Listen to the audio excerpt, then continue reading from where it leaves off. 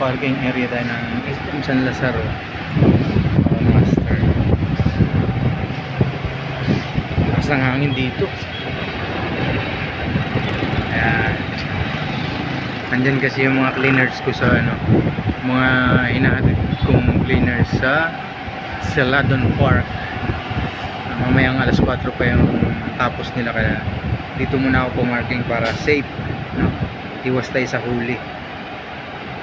So ayan, meron namang pangbayad sa parking yung company. Ayan.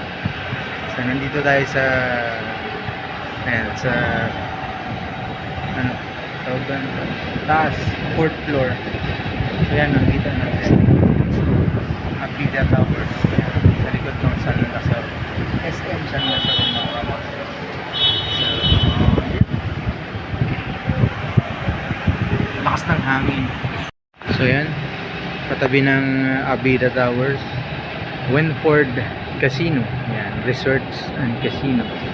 So ito yung Abida. Ayan. Oh, diba?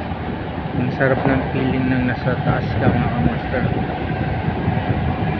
Sarap ng hangin, no? Sakto yung naparadahan ko, nasa gilid, no?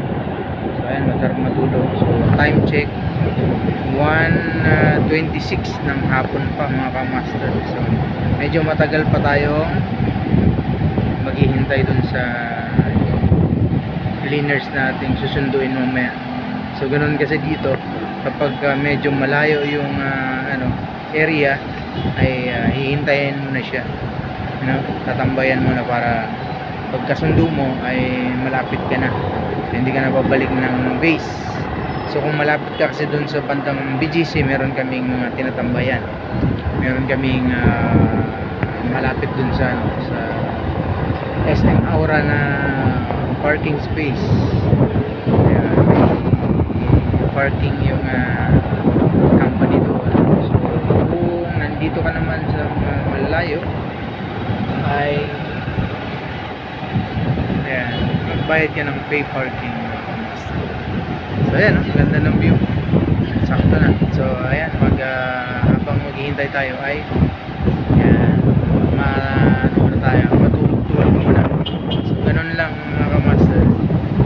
Medyo bawas stress tayo ngayon sa bago nating trabaho. So nga pala, 1 month na ako dito sa company na ito, mga kamaster. Galing ako ng Grab Joyride. So dito ako napunta. So marami na